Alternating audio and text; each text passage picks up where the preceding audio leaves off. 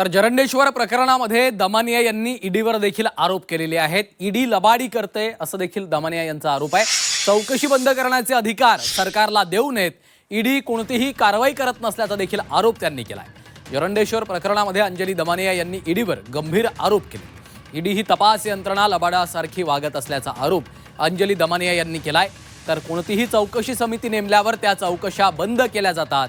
चौकशी बंद करण्याचे अधिकार कोणत्याही सरकारला देऊ नयेत अशी मागणी आपण करणार असल्याचं दमानिया यांनी सांगितलेलं आहे। खूप गदारोळ झाल्यावर कारवाईची सोंग केली जातात, पण नंतर त्या चौकशा कारण नसताना बंद केल्या जातात असा उद्वेगही त्यांनी व्यक्त केला।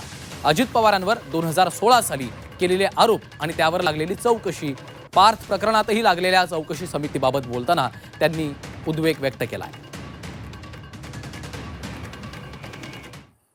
चांगला तगडा कारखाना जो 1,500 कोटीच्या आसपास असेल, तो 1,500 कोटीचा कारखाना त्याला डिफॉल्ट मध्ये आणायचं, त्याचा ऑक्शन करायचा।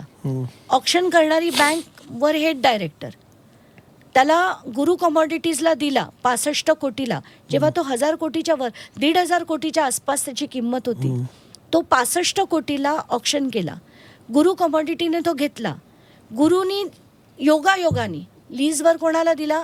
जरंडेश्वर प्रायव्हेट कारखान्याला दिला आणि लीजवर दिला, without interest, without profit sharing. आणि ह्या साखर कारखान्यांनी पैसे त्यांचे चुकवले कसे? तर PDCC बँकेकडनं लोन घेऊन।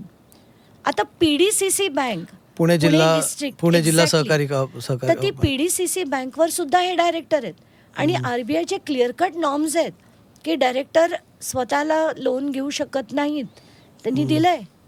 आणि तरी सुद्धा चौकशी बंद केली आहे।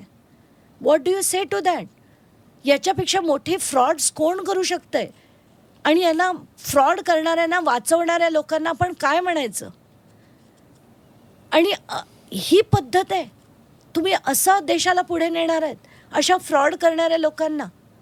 कारण कसं असतं की तुम्ही काही फ्रॉड करा, आम्ही काही फ्रॉड करू, आमच्याबद्दल तुम्ही बोलू नका, तुमच्याबद्दल आम्ही बोलणार नाही।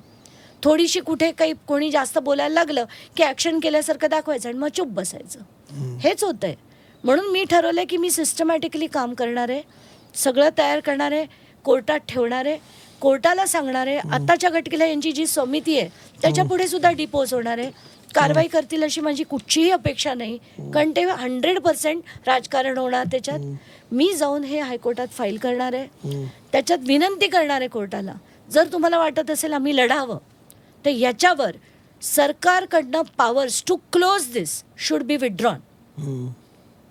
फडणवीस नाही, अमित शाह नाही, मोदी नाही, कोणालाही याच्यात पॉवर्स नाही पाहिजे की ही केस क्लोज करण्याचे। आणि this has to be closely monitored case. आणि ED is the first person which should be taken to task. इतकी हंबग झाली आहे ईडी की आता हे जे मला दिसतंय हे ईडीला दिसत नाही आहे। ओमकारनी पैसे आणले ओव्हरनाईट, दिसत नाही आहे त्यांच्याकडे। तर बँक स्टेटमेंट्स येतात, त्यांना हवं ते यंत्रणा वापरता येते। आणि अशी चौकशा जर यांनी बंद केल्या तर काय बोलायचं?